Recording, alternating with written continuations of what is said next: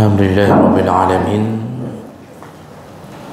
wassalatu wassalamu ala nabiyyina wa sayyidina Muhammadin wa ala alihi wa ashabihi ajma'in. Amma ba'd. Rabbi shrah li sadri wa yassir li amri wahlul 'uqdatam min lisani yafqahu qawli.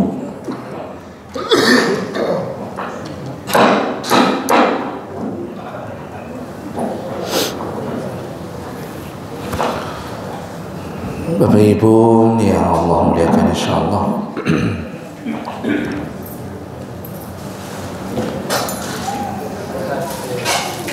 di pembahasan kita yang terakhir kita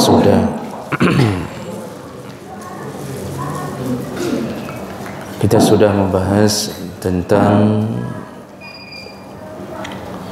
pekerjaan-pekerjaan yang disunnahkan di hari Jumat, mulai dari malam Jumat sampai menjelang maghrib Jumat di hari Jumat.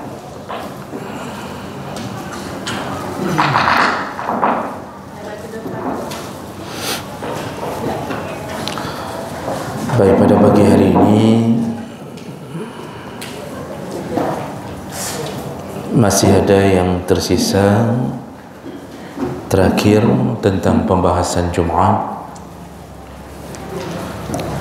yaitu tentang kondisi orang-orang yang melakukan salat duhur setelah Jumat.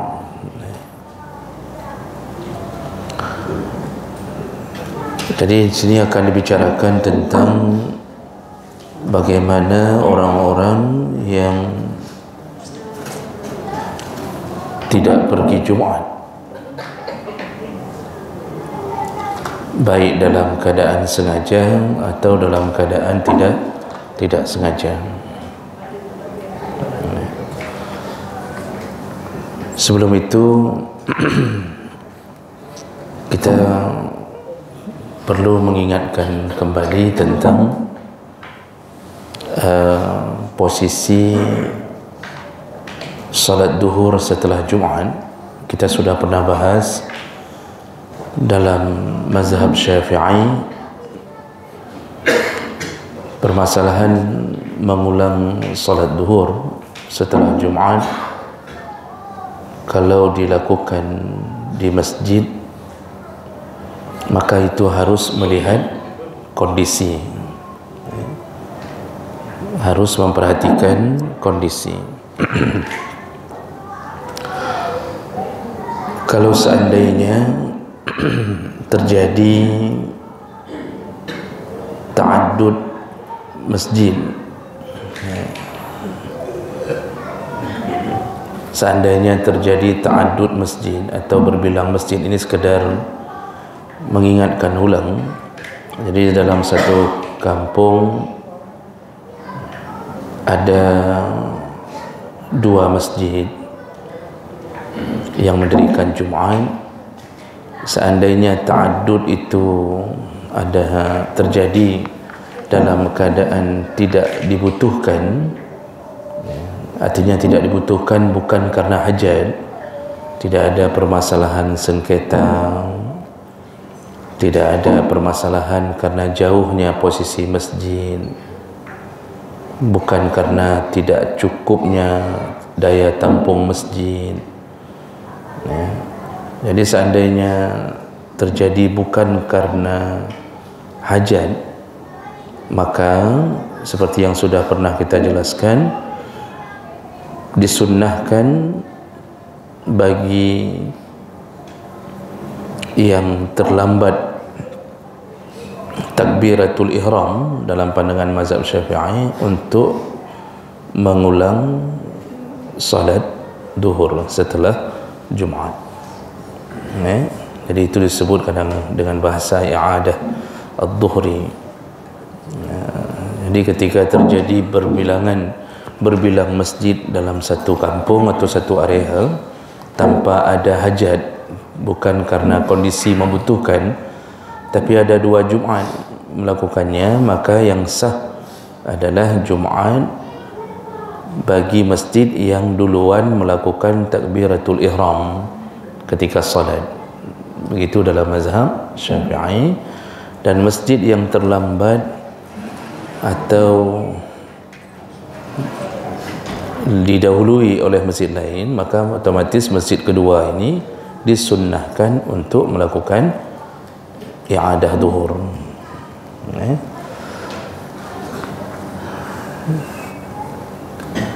Berikutnya, kalau seandainya terjadi karena hajat, terjadi ta'addud masjid karena hajat, jadi karena harus buat 2 Jumaat dalam satu kampung, karena terlalu luasnya kampung, karena tidak mampu menampung di satu masjid, atau karena ada perbedaan pemahaman, maka posisi seperti itu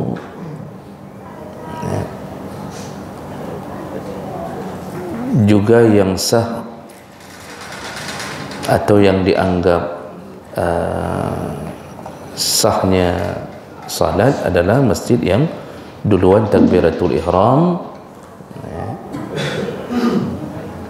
namun wajib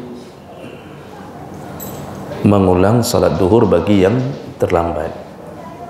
Ini ijtihadnya mazhab Syafi'i. Nah, satu lagi, ketika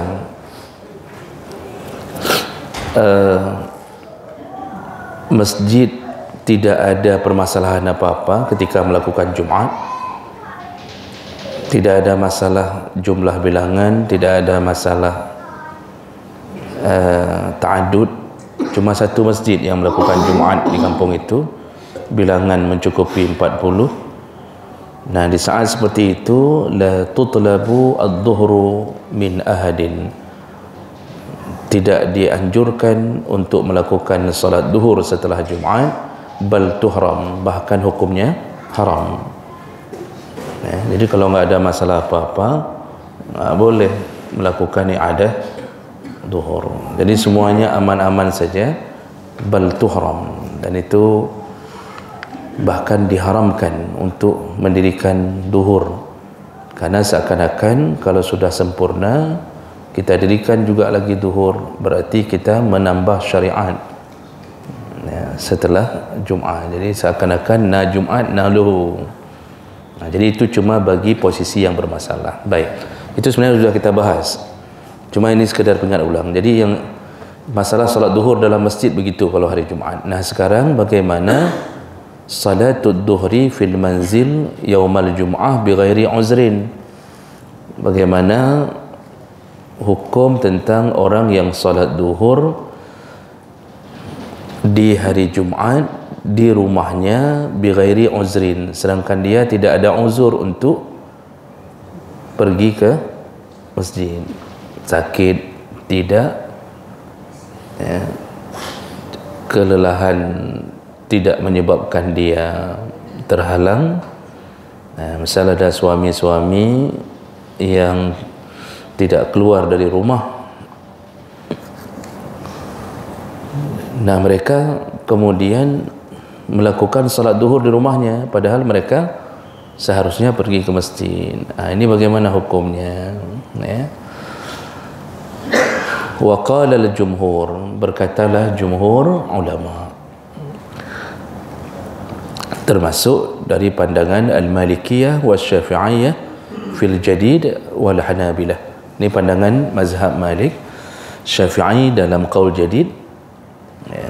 Karena Syafi'i punya 2 qaul, qaul qadim dan qaul jadid. Qaul qadim maksudnya pendapat beliau selama beliau berada di Iraq atau di Baghdad. Sedangkan qaul jadid yaitu pendapat beliau ketika beliau hijrah ke Mesir. Kalau kita baca sejarah, kenapa bisa begitu? Karena ternyata ketika beliau sudah pindah ke Mesir, Imam Syafi'i, ada beberapa pendapat beliau yang beliau perbaiki. Ya, itu tidak lepas dari lingkungan tempat beliau tinggal, karena ulama-ulama Mesir ini itu lebih moderat dari dulu begitu, dan lebih faqih daripada di Iraq. Jadi mazhab Imam Syafi'i melihat ada sesuatu yang perlu diperbaiki dari pandangannya setelah bergaul dengan ulama-ulama Mesir. Ya, maka muncullah qaul jadid, pandangan setelah berada di Mesir. Nanti kadang-kadang memperbaiki pandangan yang sudah pernah dikeluarkan di Baghdad, di Iraq. Contoh yang sederhana, dalam qaul qadim itu dalam kitab subhanallah, ala kitab Ubud Matan Taqrib, dalam kitab Matan Taqrib punya Abi Suja', itu yang disebut batal salat. Dulu Imam Syafi'i mengatakan batal salat kalau memegang dubur, ya. Dan itu baik yang terpegang bahagian luar dubur atau garis dubur, batal salat. Ternyata ketika sudah berada di Mesir, beliau rubah pernyataan itu. Yang batal hanya yang terpegang garis dubur. Jadi kalau di samping-samping dubur hana demat bak garis, garis penalti yang bak hana demat atanya, yang tidak batal. Itu dalam qaul jadid. Itu banyak pandangan beliau yang beliau rubah setelah berada di Mesir. Baik, jadi apa hukumnya orang yang salat zuhur di rumah menurut pandangan jumhur ini? Jadi Syafi'i, Maliki, Hambali mengatakan la tasihhu lil mar'i salatuhu adh-dhuhra qabla an yusalli al-imam al-jum'ah. Tidak sah, tidak boleh dan tidak sah orang-orang yang tidak pergi Jumaat tanpa uzur, tanpa uzur, enggak ada halangan. Tidak sah untuk melakukan salat zuhur sebelum selesainya salat imam di masjid. Ya. Tidak boleh dan tidak sah. Ya. Kenapa? Wa yulzimuhu as-sa'ya ila al-jum'ah in dhanna annahu yudrikuha. Karena pada dasarnya dia, orang yang di rumah ini, itu pada dasarnya dia wajib Jumaat dan dia harus pergi ke sana, ya, harus pergi ke masjid untuk melakukan ritual Jumaat. Maka dia dianggap kalau salat zuhur di rumah berarti tanpa uzur, ini dia tanpa uzur, berarti dia melanggar dan melanggar syariat. Maka tidak sah salat zuhur yang dia lakukan kalau belum selesainya salatnya imam di masjid di hari Jumaat. Ya. Kalau dia melakukan salat zuhur di rumahnya, ya, dia melakukannya ma'al ismi, salat zuhurnya sah kalau sudah selesai imam salat di masjid. Salat zuhurnya sah, tetapi dia tetap berdosa karena kewajiban hari itu adalah Jumaat, pergi Jumaat, bukan untuk mendirikan solat zuhur di rumah. Ini banyak nih orang-orang yang hari ini tidak lagi solat Jumaat, lalu mereka melakukan solat zuhur di rumah. Kalau mereka melakukannya setelah selesai solatnya imam, solatnya sah, tetapi tetap dosa menempel, yaitu dosa meninggalkan Jumaat. Sedangkan Nabi SAW itu telah menyatakan bahawa 3 kali Jumaat ditinggalkan dengan sengaja. Man taraka salasa Jumat, barang siapa meninggalkan 3 kali Jumaat tahawunan, dalam keadaan tahawun, meremehkan Jumaat. Jadi meremehkan, sakit tidak, semua tidak, langsung tidur. Pulang kerja ke rumah langsung masuk kamar. Isteri tidak berani tegur, karena sudah pernah ditegur, isteri terlempar keluar jendela. Akhirnya dibiarkan sama isteri. Anak kerja tegur lagi. Ini 3 kali meremehkan Jumaat. Itu 3 kali itu dalam kondisi apapun. Bahkan para ulama mengatakan semenjak wajib Jumaat dihitung, semenjak baligh, sempat sampai seumur hidup 3 kali dalam keadaan meremehkan, tidak mesti berturut-turut. 3 kali meremehkan Jumaat, tidak pergi tanpa alasan apapun, maka kutiba minal ghafilin, dia dicatat oleh Allah termasuk golongan orang yang lalai. Dalam hadis yang lain, fataba'allahu ala qulubihim, Allah stempel hatinya, wa kutiba minal ghafilin, dan dicatat sebagai orang lalai. Kalau sudah distempel menjadi orang lalai, kemungkinan besar sekali menuju ke neraka, karena stempel Allah tidak ada yang bisa cabut kecuali dengan taubatan nasuha. Sedangkan bahasa di dalam riwayat yang lain berturut-turut, itu maksudnya kalau tidak berturut-turut saja menjadi munafik, apalagi berturut-turut. Kalau 3 kali tidak berturut-turut saja bisa menjadi munafik, apalagi berturut-turut. Saya sudah pernah bilang, jangan kasih tahu orang dengan pemahaman yang salah. Kita mengatakan bahawa menyo tinggal Jumaat lega berturut-turut, nyan baru je ke munafik. Kalau tidak berturut-turut enggak jadi munafik. Akhirnya dia atur 2 kali Jumaat, 1 kali tidak, 2 kali Jumaat, 1 kali tidak, 2 kali Jumaat, 1 kali tidak. Ini makanya gara-gara memberi pemahaman orang seakan-akan boleh meninggalkan Jumaat kalau enggak berturut-turut. Ini bahaya. Ya. Kemunafikan itu kalau sudah menempel di hati, itu digabungkan dengan munafik akidah. Kalau orang terus-terusan melakukan kemunafikan dalam amaliyahnya, karena munafik itu kan ciri-cirinya ada di dalam muamalah, ada di dalam ibadah. Kalau dilakukan terus-menerus, itu dikumpulkan bersama para munafik akidah. Dulu di masa Nabi, para munafik akidah. Abdullah bin Ubay bin Salul bersama rombongan munafik, itu dia sebenarnya hanya mengaku Islam, hidup dalam kawasan, dalam dunia Islam, jati dirinya diakui Islam, tapi memusuhi Islam. Itu munafik akidah. Akidahnya bermasalah memang, dia sebenarnya berpura-pura saja. Itu yang munafik sejati. Nah, sekarang yang banyak munafik di kalangan orang Islam, dia tetap akui Allah sebagai Tuhan, dia tetap akui Muhammad sebagai Nabi, tapi amaliyahnya amaliyah munafik. Ciri-cirinya ada pada muamalah, ada pada ibadah. Kalau pada muamalah disebutkan oleh Nabi ciri-ciri munafik itu, yaitu ayatul munafik, tanda munafik, iza hadasa kazaba, kalau berbicara suka berbohong. Hanya dapat ya.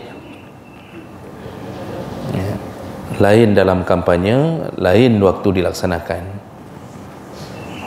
ya. Wa iza wa'ada akhlafa, kalau dia berjanji suka mengingkari. Wa iza tumina khan, ketika dipercaya mengkhianati. Makanya orang-orang yang tidak masuk kantor setelah teken kontrak, bersedia kerja di bawah tekanan, waktu luluh PNS, teken kontrak, bersedia bekerja di bawah tekanan, bersedia disiplin, bersedia ditempatkan dimanapun, kemudian mulai nggak masuk-masuk kantor, gaji ambil penuh, Itu sudah mulai itu berarti munafik. Dalam pandangan agama dia munafik. Nanti ada satu lagi, wa iza khasama fajara. Kalau sedang bertengkar dia berlebihan. Ciri-ciri munafik, kalau sedang bertengkar, berseteru, sedang bertikai, baik bertikai pribadi maupun bertikai berkelompok, berlebihan. Maksud berlebihan, dia ambil tindakan-tindakan yang over sampai pecah persatuan. Itu masuk ke dalam golongan munafik. Ini hati-hati, karena mati dalam kemunafikan kalau terus-terusan dilakukan, itu dikumpulkan bersama para munafik Abdullah bin Ubay tadi. Di mana posisinya? Di bawah orang kafir. Orang kafir yang dibakar, munafik jadi bahan bakar. Innal munafiqina kanu fid darkil asfali minan nar. Orang munafik itu di bawah, lapisan paling bawah dalam neraka. Jadi bersama batu untuk membakar orang kafir di atas. Jadi itu menunjukkan apa? Lebih buruk munafik daripada kafir. Lebih berbahaya munafik daripada kafir. Nah, dalam ibadah ciri-cirinya apa? Kalau orang munafik itu, salah satunya adalah malas melakukan salat. Mereka salat, sembahyang lahu, tapi yang disuruh apa? Jumaat. Dia enggak mau pergi Jumaat, dia maunya zuhur. Makanya Allah mengatakan, wa iza qamu ila shalah qamu kusala. Kalau mereka mendirikan salat, mereka dirikannya dalam keadaan malas. Dengar azan seakan-akan mendengarkan batu yang dicampak ke rumahnya. Berat sekali. Subuh berat, Aisyah berat, itu paling berat. Makanya hati-hati ketika jiwa kita sudah mulai masuk dalam kondisi itu. Jumaat datang, tapi sabit-sabit teruk waktu khatib kena turun. Jumaat datangnya di waktu khatib sudah barakallahu li wa lakum fil Qur'anil azim, baru sampai dia. Ini kemunafikan ini kalau terus-terusan berulang, ini menjadi sebuah kebiasaan yang kita akan menjadi munafik tulen, dan ini berefek. Wa'adallahu al-munafiqina wal munafiqat lahum nara jahannam. Allah telah janji semua munafik laki-laki dan munafik perempuan itu semuanya dikumpulkan oleh Allah dalam neraka jahannam. Jadi munafik itu bisa terjadi pada laki-laki, bisa terjadi pada perempuan. Kalau dalam urusan ibadah, ya ciri-cirinya begitu, malas, kemudian suka menampak-nampakkan ibadah. Kalau datang ke musalla, salatnya bagus sekali, jadi waktu sujud bagus sekali, kaki di belakang terangkat sempurna. Begitu salat di rumah, dijojo dia, dijojo kakinya, dijojo gelak-gelak dia, ditaruh. Waktu sujud itu kaki nggak diangkat lagi kayak gini. Kalau salat di rumah, Pak, dia tidurkan kakinya. Tapi kalau di masjid, dia ingin nampakkan kesempurnaan sujudnya. Nanti pulang salat, posting foto, posting, alhamdulillah, dengan izin Allah aku telah melakukan salat subuh yang engkau perintahkan ya Allah, mudah-mudahan kami istiqamah ya Allah. Hanya model tik-tik subuh, posting di Facebook, untuk memberitahu ke seluruh dunia bahawa dia salat subuh. Suka yura'unan nas wa la yazkurunallaha illa qalila. Dia tidak mengingat Allah kecuali sedikit. Dalam salat dia enggak ingat Allah kecuali sedikit. Dari rakaat pertama sampai rakaat terakhir dia tidak ingat Allah. Sibuk, pikiran dunianya masuk semua. Jadi ini dalam sekali salat bisa terjadi begitu. Nanti faktor eksternal dalam ibadah, Nabi mengatakan kebiasaannya orang munafik itu suka meninggalkan salat asar atau melambat-lambatkan salat asar. Makanya hadis Nabi menyebutkan tilka ayatul munafiq, tahukah kalian tanda-tanda kemunafikan, yaitu seseorang yang menunda salat asarnya sampai matahari terbenam di antara dua tanduk syaitan, barulah dia berlari mendirikan salat dengan tergesa-gesa dan tidak mengingat Allah kecuali sedikit. Ini model-model di kantor enggak salat asar dulu waktu azan, dibisikkan syaitan, tanggung sekaligus saja nanti jam 5 kita pulang, kita salat di rumah. Dia enggak pernah salat asar di masjid, padahal dekat dengan masjid kadang. Jam 5 pulang, sampai ke rumah itu kerana capek, rebahan dulu. Ya, rebahan dulu di sofa, dengar pohon 6 terbedah, pohon 6 15 terbedah. Matahari sudah mulai turun di antara dua tanduk syaitan. Maksud Nabi di antara dua tanduk syaitan, pertama memang waktu jam syaitan aktif itu menjelang maghrib. Yang kedua itu sudah masuk waktu tipu daya syaitan. Yang ketiga, orang menyembah matahari turun itu di antara tipu daya terbesar syaitan. Ya. Begitu keadaannya, selalu begitu. Nah, ini sudah masuk nih ke dalam dunia kemunafikan. Nah, termasuklah meninggalkan Jumaat. Maka orang yang meninggalkan Jumaat adalah ciri-ciri kemunafikan. Baik, jadi orang yang tidak salat Jumaat di rumah enggak boleh salat zuhur kecuali setelah selesai orang yang salat Jumaat, imam yang salat Jumaat di rumah. Itu dengan ditandai mendengarkan, enggak mesti tunggu pulang orang tersebut, dia dengarkan di sana, oh kabareh, assalamualaikum, dia salat sah, tetapi tetap berdosa. Ya, la khilafa fi annahu ya'sam bitarkih, la khilafa fi annahu ya'simu bitarkih, dia tetap berdosa meninggalkan Jumaat walaupun salat duhurnya sah. Nah, kemudian berikutnya, salatul duhri jama'atan min ashabil a'zar. Apa hukumnya salat duhur berjamaah bagi orang-orang yang uzur? Tadi tidak uzur, enggak ada uzur, enggak sah salat Jumaat, salat duhurnya kecuali setelah pulang, dan dia walaupun sudah salat tetap berdosa. Nah, sekarang orang uzur, uzur itu macam-macam, ya, bisa jadi sakit, COVID, terjadi darurat, tidak berani keluar karena takut dirampok di jalan, kondisi keadaan konflik tidak aman, sehingga terjadi uzur. Dia badan sehat tapi ada uzur yang membuat tidak bisa Jumaat. Nah, ini yang model begini pasti mereka dibolehkan melakukan salat duhur di rumah. Namun kapan bolehnya dan bolehkah berjamaah?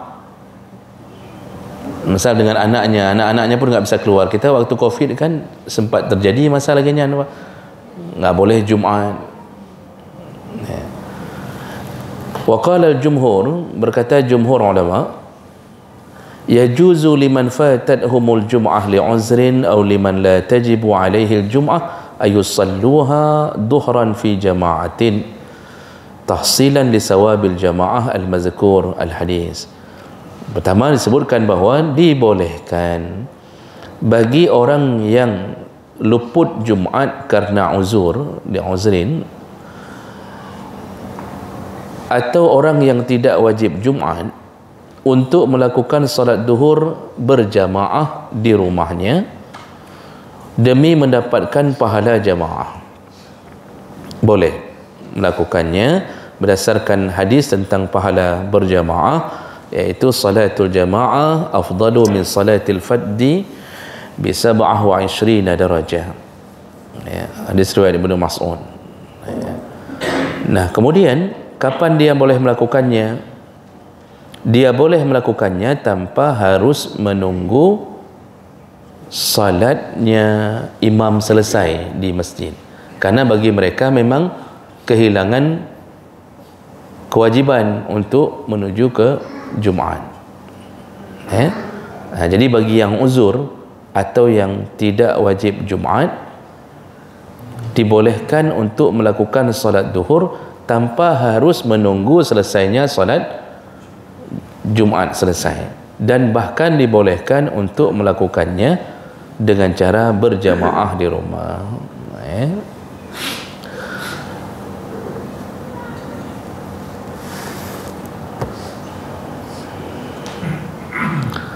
Kemudian orang-orang yang tidak wajib Jumat, man la tajibu alaihi al-jum'ah kal musafir wal 'abdu wal 'abdi wal mar'ah wal marid, seperti perempuan, anak-anak, orang sakit, musafir, ya, semua yang tidak wajib Jumat, lahu ayusallit duhra qabla salatil imam fil Jum'ah. Bahkan orang-orang ini boleh melakukan salat duhur di rumah sebelum imamnya melakukan salat duhur di masjid. Makanya ibu-ibu yang selama ini mungkin beranggapan bahawa tunggu suami pulang baru salat duhur, itu anggapan itu salah. Karena orang yang tidak wajib Jumat, man lam yukhatab alaihi al-jum'ah, yang tidak diwajibkan Jumat, maka bagi dia tetap mengikuti waktu duhur. Jadi begitu azan boleh salat langsung. Ibu-ibu boleh salat langsung begitu selesai azan duhur. Ya. Jadi enggak perlu tunggu suami. Apalagi suami enggak pulang-pulang. Telepon sana, telepon sini, rupanya suami pulang ke rumah yang kedua. Ya, duhur enggak lagi tu. Kalau sudah begitu, duhur enggak boleh. Ikut sembahyang duhur, ikut sakit hati, ikut khianat tapi lagi ni. Duhur enggak solat lagi, asar enggak solat lagi itu. Makanya enggak usah tunggu-tunggu. Asal sudah selesai azan duhur, maka ibu-ibu boleh melakukannya. Seandainya fa in sallaha summa sa'a ila al-jum'ah, seandainya orang yang uzur ini misal tadi misal anak-anak atau seorang perempuan atau orang sakit sudah salat duhur di rumah, pas azan dah salat duhur di rumah, rupanya dalam hitungan menit setelah salat nampak sihatnya, lalu summa sa'a ila al-jum'ah, rupanya dia ingin pergi ke Jumat, tadi sudah salat duhur di rumah, sedangkan di sana baru mulai khatib, baru naik ke atas mimbar. Ketika dia merasa lebih sihat, ni contoh, lalu dia mau pergi ke Jumat, dia datangi tempat Jumat, lam tubtil duhruhu, maka tidak batal duhurnya. Indal jumhur, menurut jumhur ulama tidak batal duhurnya. Wa kanatil jum'atu naflan fi haqqih, dan salat Jumat yang dia lakukan dia dianggap sunnah baginya, dianggap perbuatan sunnah baginya. Sawa'un zala uzru am lam yazal, baik uzurnya hilang atau tidak hilang. Maksudnya, bisa jadi dia pingin Jumat, dah lama enggak Jumat, walaupun masih demam, dia pergi juga ke sana misal Jumat, maka di saat seperti itu dia dapat pahala Jumat. Posisi salatnya, statusnya adalah sunnah baginya. Yang wajib tetap sudah dia lakukan ketika dia melakukan salat duhur.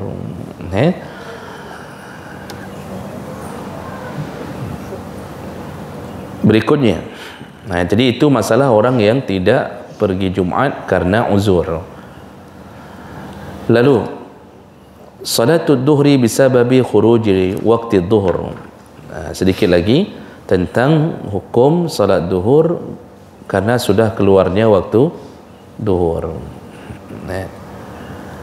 Iza intaha waktu duhri aw dhaqa 'anil jum'ah bi an lam yabqi minhu ma yas'al khutbah wa rak'atain saqatat al-jum'ah fala taqdi jum'ah bi ittifaqil ulama. Sepakat para ulama mengatakan kalau waktu duhur habis atau dhaq itu terlalu sempit, tidak cukup lagi untuk melakukan khutbah dan 2 rakaat. Jadi entah bagaimana, mungkin suatu keadaan, bisa jadi mungkin bencana, gempa, sehingga orang enggak bisa melakukan, dia tunggu begitu sudah tenang mau dilakukan Jumat, sedangkan waktu tinggal 5 menit lagi sudah asar. Apakah tetap lakukan Jumat atau bagaimana? Ternyata sepakat para ulama menyebutkan saqatat al-jum'ah, gugurlah Jumatnya, fala tuqda, tidak perlu diqadha Jumaat itu biittifaqil ulama, wa innama tusalli dhuhran, cukup lakukan salat zuhur. Jadi ini bagi yang kehilangan waktu untuk Jumaat.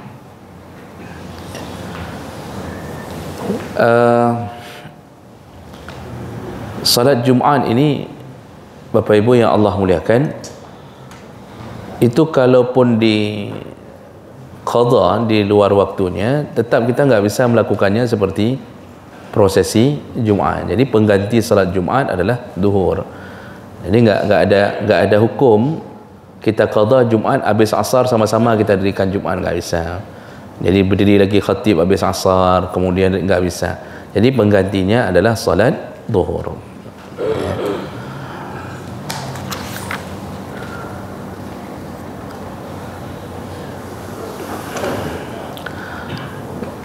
Begitu juga bagaimana hukumnya tentang salatul dhuhri bisababi ikhtilati syartin min syara'itil jum'ah.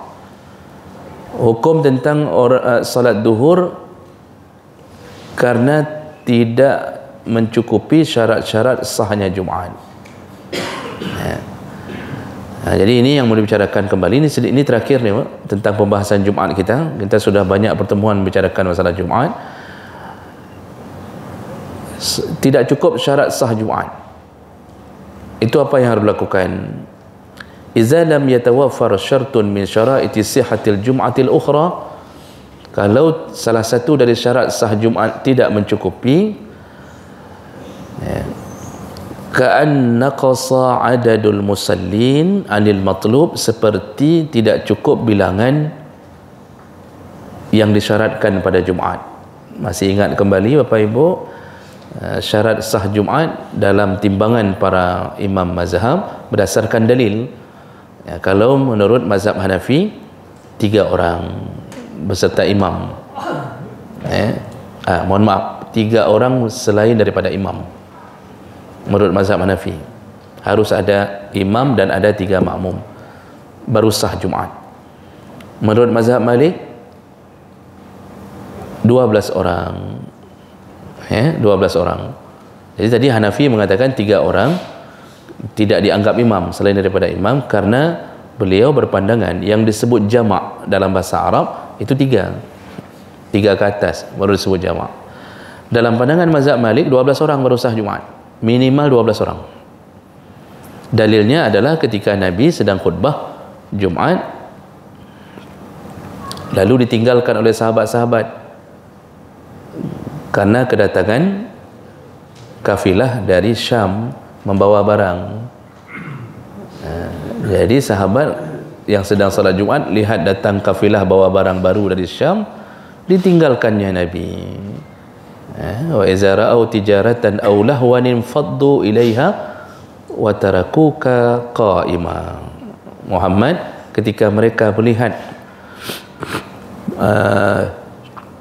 lahwan, melihat tipu daya permainan yang ada di dunia, yaitu maksudnya perdagangan, mereka tinggalkan engkau. Jadi setelah infaddu ilaiha, mereka pergi menuju ke tempat perdagangan itu. Wa tarakuka, ditinggalkannya lah engkau qa'ima, sedangkan engkau sedang khutbah. Engkau berdiri khutbah, ditinggalkannya Nabi. Parah ni Pak. Memang orang jahiliyah ni kadang-kadang parah sekali. Walaupun sudah masuk Islam, awal-awalnya itu kan karena proses keimanan itu. Kan Nabi memupuk iman itu perlu waktu. Itu awal-awal disyariatkannya Jumaat masih terjadi begitu. Datang orang berdagang, ditinggalkannya Nabi. Kita hari ini nggak berani meninggalkan khatib, Pak. Walaupun khatib khutbah panjang, kita cuma garu-garu punggung, garu-garu ulai. Yang dah tinggal, yang dah dejut. Takut kita dianggap enggak sah Jumaat. Jadi iman kita itu masih lumayan lah dibanding awal-awal keislaman masa jahiliyah dulu. Nabi ditinggal. Nabi sedang khutbah ditinggal. Kita khatib aja mau kita lempar, enggak berani. Walaupun sudah rencana kita lempar. Paling berani kita lakukan, kita tanya khatib, "Pernah rencana sambung sembahyang asar?" Ada rencana langsung sambung ke asar. Ditinggalkannya, yang tersisa di masjid Masjid Nabi yang salat Jumaat cuma 12 orang. Lam yabqi illa isna asyara, tidak tertinggal kecuali isna asyara syakhsan, 12 orang. Itu sahabat terbaik yang tinggal, Abu Bakar, Umar, Utsman, Ali, Abu Talha, Abu Darda, disebutkan dalam keterangan syarah hadis. Sahabat cuma 12 orang. Namun apa yang terjadi? Nabi tidak membatalkan salat Jumatnya, diteruskan. Ini menjadi pertimbangan Imam Malik.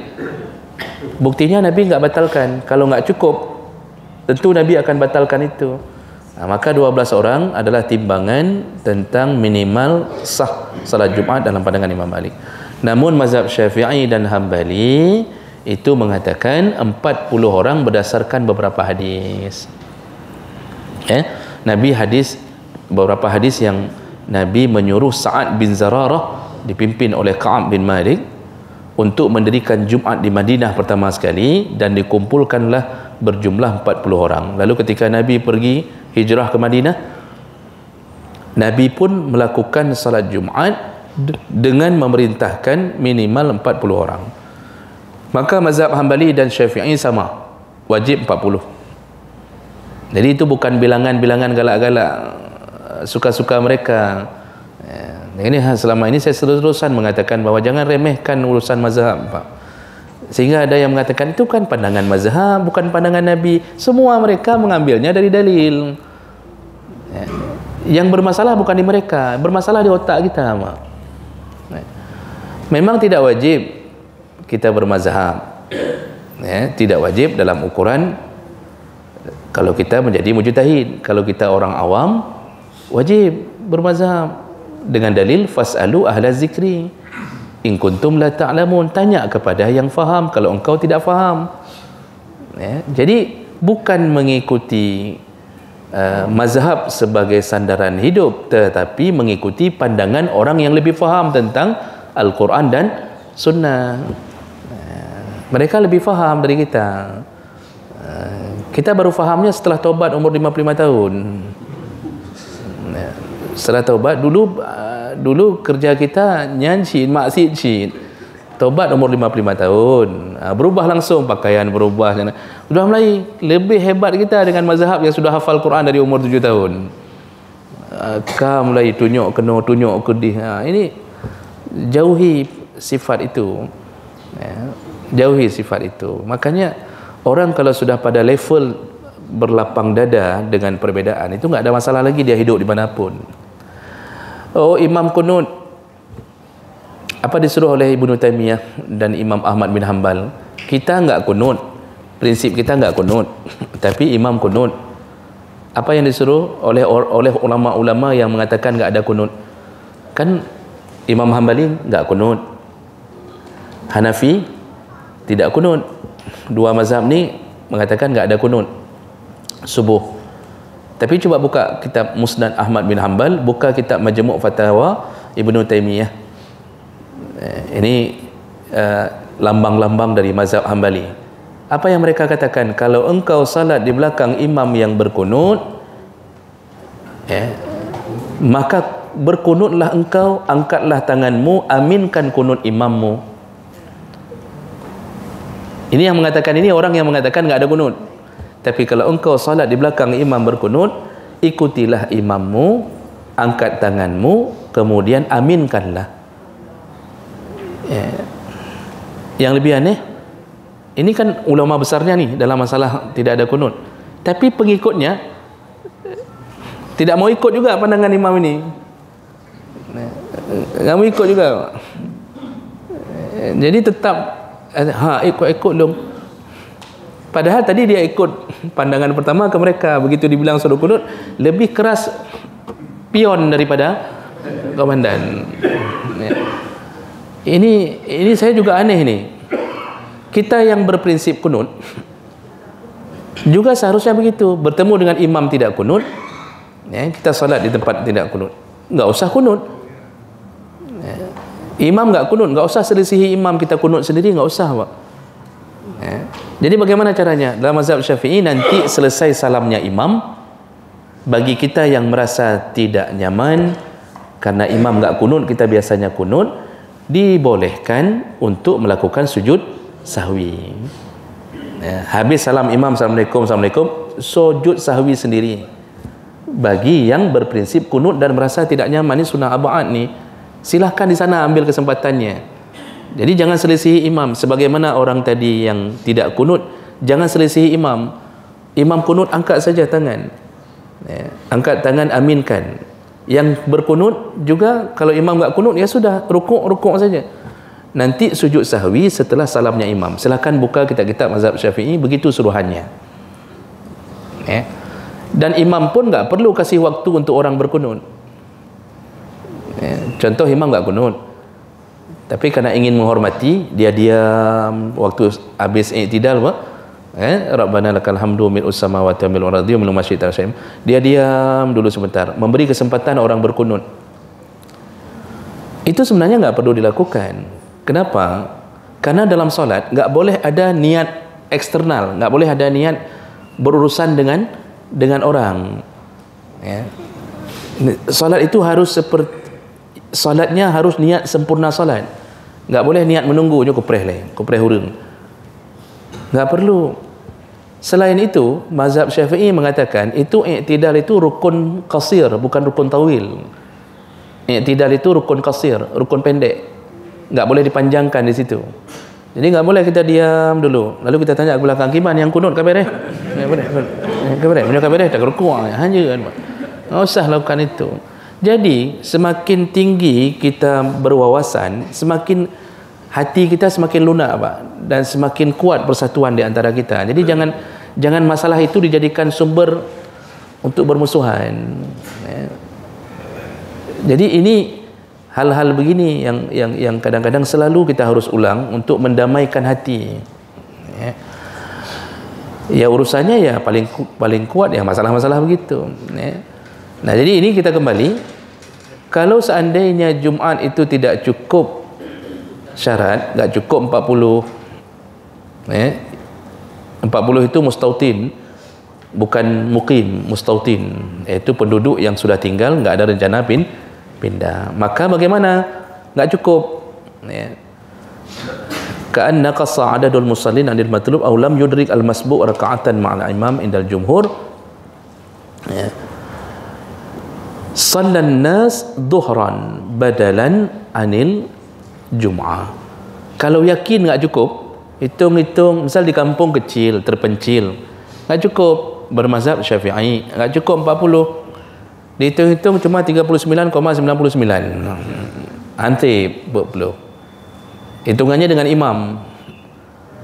Itu kalau tak cukup itu, maka tidak perlu lakukan Jumaat dalam pandangan jumhur. Sallan nas duhran badalan anil jum'ah. Maka salatlah duhur pengganti daripada Jumaat. Tapi kalau hari ini, kejadian ini Pak jarang terjadi. Kejadian ini jarang terjadi. Dan ini di sisi lain banyak tinjauan. Nah, sebagai penutup subuh ini Pak, kita sudah bahas tadi itu masalah-masalah ta'adud, berbilang masjid, masalah mana macam-macam tadi. Nah, pengarang kitab ini kan yang kita bahas ini kan kitab Fiqh Islami wa Adillatuh, Syekh Wahbah Zuhaili, itu imam besar di Syria, lulusan Al-Azhar. Beliau ini bermazhab Syafi'i. Pengarang kitab ini bermazhab Syafi'i. Walaupun dalam kitab ini beliau bukan mengungkapkan tentang fanatisme bermazhab Syafi'i saja. Beliau sangat netral. Nah, setelah membahas tentang tadi kan ada pembahasan ada luhur macam-macam, kalau enggak cukup syarat begini-begini macam-macam. Beliau menariknya, saya ringkas saja dari bacaan beliau. Pandangan beliau sendiri. Ini beliau bermazhab Syafi'i. Lalu beliau mengatakan di ujung permasalahan tentang antara solat duhur dengan tidak solat duhur di masjid, kalau cukup kalau berbilang masjid, beliau mengatakan begini, wa qad sabaqa bayana zalika kullu fi syarti adami ta'addud al-jum'ah li ghairi hajah. Telah dijelaskan panjang lebar oleh para imam mazhab tentang masalah ta'addud atau berbilang masjid yang berhubungan dengan solat duhur. Wal haqqu, lalu beliau mengatakan wal haqqu annal jum'ah, sebenarnya masalah salat Jumaat ini hiya fardul waqti al-asli. Jumaat ini fardunya fardu asli, maksudnya awal diturunkan wahyu untuk Jumaat itu berdiri sendiri, mustaqil. Fardu untuk salat Jumaat itu mustaqil, bukan pengganti duhur. Artinya duhur itu berdiri sendiri syariatnya, Jumaat berdiri sendiri kata beliau. Walaysa liman ishtarata adamu ta'addudul jam'a illa al-waqi' al-amali fi sadr al-Islam. Masalah berbilang-bilang masjid, disyaratkan duhur atau tidak boleh duhur, macam-macam, itu hanya terjadi fi sadr al-Islam, di awal-awal Islam. Wa huwa la yasluhu dalilan, dan itu tidak ada dalil pun yang mendukung pernyataan itu. Ini benar, Pak? Coba cek di kitab manapun pembahasan tentang ta'addud masjid. Kalau berbilang 2 masjid, maka yang sah hanya yang sah yang takbiratul ihram pertama, yang kedua harus mengulang salat duhur. Beliau mengatakan la yasluhu dalilan. Sebenarnya itu enggak ada dalil yang menyatakan itu. Jadi itu cuma ijtihad para imam mazhab. Tidak ada dalil, dan saya sudah cek, memang hana dalil yang menyebutkan tentang kalau berbilang masjid maka ini harus diulang ini. Jadi itu ijtihad. Wa in kana al-afdal wahdatul jum'ah, walaupun yang lebih baik memang Jumaat itu satu masjid. Wa liman syaa'a yusalli adh-dhuhra munfaridan fala mani' wa yanbaghi al-amal 'ala mani' adh-dhuhri bi jama'atin ba'da al-jum'ah hifadhan 'ala wahdatil muslimin. Menurutku, katanya, sebenarnya enggak ada masalah tentang masalah orang melakukan ta'addud yang berhubungan dengan salat duhur di waktu terjadinya ta'addud masjid. Karena dulu kata beliau itu tidak jauh permasalahan ini, karena keadaan halatul buldan al-kubra wa kasratu sukaniha ada halatil Madinah fi sadril Islam berbeda. Sekarang kota sudah besar-besar, orang Islam banyak. Dulu di awal-awal di Madinah itu masih sedikit, sehingga kalau dibebaskan boleh buat Jumat di masjid-masjid, sehingga orang enggak mau berkumpul ke Masjid Nabi. Sekarang enggak boleh kiasannya, kata beliau, enggak bisa kita kiaskan, la yasihu qiyas, tidak boleh mengkiaskan keadaan sekarang dengan keadaan dulu. Sekarang malah orang butuh masjid banyak-banyak untuk bisa solat Jumaat. Kadang-kadang satu kampung 500 kakak. Kalau ditumpuk semua ke satu masjid enggak cukup. Dia butuh juga sana, dia butuh juga di sini. Ada yang kampung jarak jauh-jauh. Kata Wahbah Zuhaili, enggak bisa kita kiaskan keadaan dulu. Memang dulu Masjid Nabi satu-satunya tempat Jumaat Masjid Nabi, walaupun ada masjid-masjid kecil di sekitaran Madinah. Nah, jadi intinya apa? Ini sebenarnya permasalahan ijtihad saja. Maka menurutku tidak mengapa seandainya terjadi ta'addud Jumaat, la majal li i'adati salati ad-dhuhri wa la majal aidan ala sabil al-ijab iqamatu salati ad-dhuhri bi jamaah.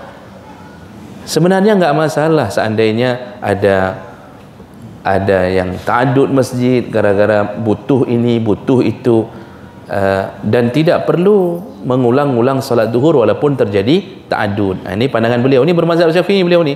Tapi beliau ingin membuka wawasan kita bahwa keadaan hari ini berbeda dengan keadaan dulu.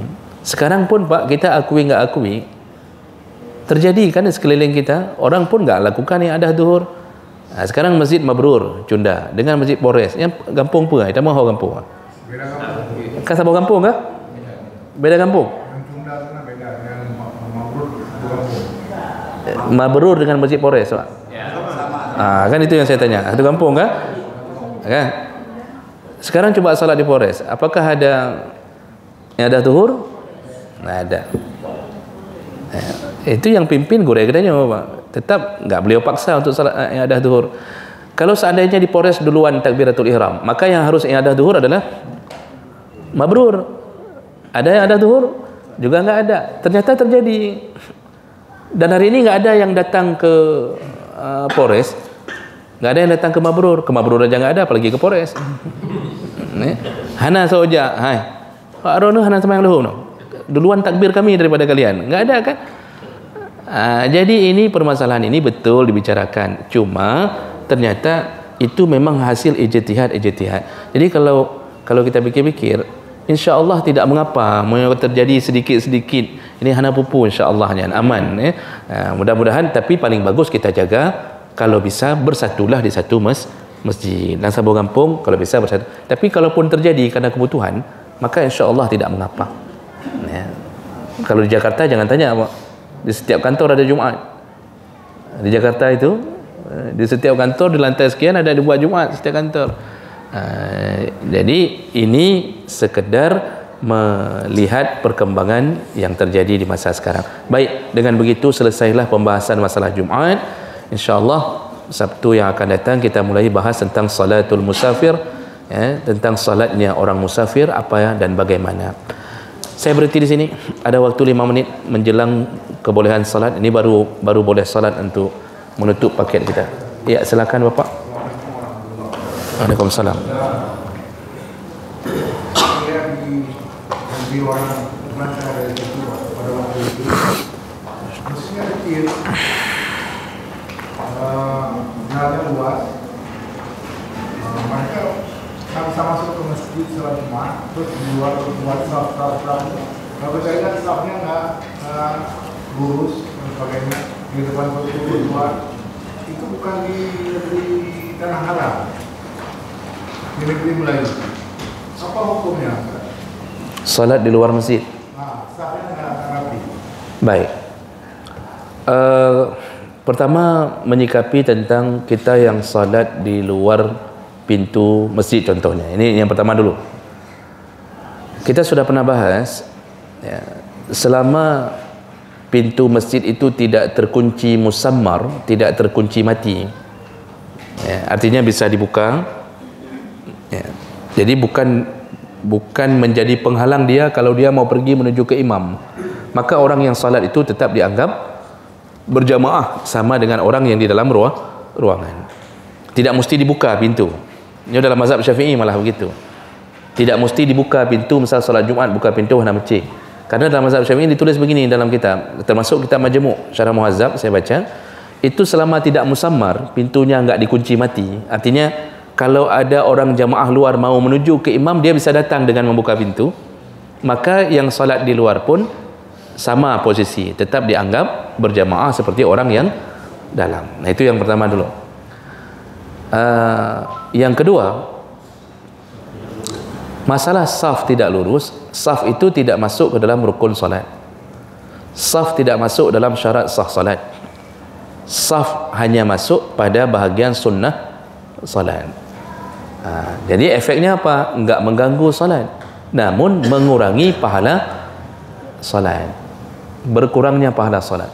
Saf enggak lurus itu menyebabkan pahala yang kita harapkan 27 kali lipat itu paling dapat 2,7 kali lipat kalau saf tidak lurus. Karena saf ini Pak bisa menghilangkan pahala, bukan membuat tidak sahnya salat. Makanya sepakat semua imam mengatakan, semua ulama mazhab mengatakan apa?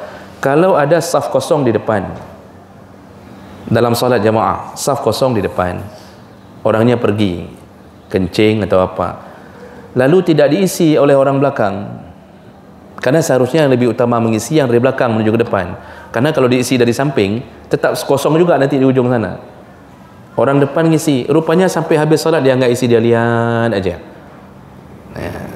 Dia lihat saja, kosong ke kosong macam mana, hana kedamong. Maka sepakat para ulama mengatakan, bagi orang yang di belakang saf itu, yang enggak masuk itu, dia tidak dapat pahala jamaah. Dia hilang pahala jamaahnya. Kemudian Nabi setiap sebelum salat itu enggak pernah langsung takbir. Habis iqamah Nabi enggak pernah takbir. Selalu beliau memperbaiki saf dulu. Itu menunjukkan apa? Pentingnya menjaga saf. Perhatian beliau besar sekali. Maka saf yang tidak lurus itu sah salat tapi kehilangan pahala jamaah. Itu sama dengan PNS tidak bergaji, kerja gaji hana. Ini makanya harus dijaga saf dengan baik. Itu resikonya Bapak. Ya. Baik. Masih ada? Satu lagi mungkin terakhir. Ya, silakan Bapak. Waalaikumsalam. Pernah saya dengar ceramah di YouTube. Iya. Tentang kunut. Beliau bilang kunut yang selalu kita baca di subuh itu adalah kunut witir. Ya. Mohon penjelasannya. Dalam pembahasan masalah kunut yang tidak ada khilaf, yaitu kunut witir dan kunut nazilah, itu tidak ada khilaf, adanya kunut witir dan ada kunut nazilah. Sedangkan masalah kunut subuh khilaf. Yang dia maksud yang kita baca dalam salat, dalam kunut subuh itu adalah kunut dalam witir, bacaannya betul. Betul, hadis itu turunnya masalah kunut witir, yaitu yang dimaksud adalah Allahumma hdina fi man hadait wa afina. Itu memang diturunkan pada kunut masalah witir. Hadis riwayat Muslim kalau saya nggak salah.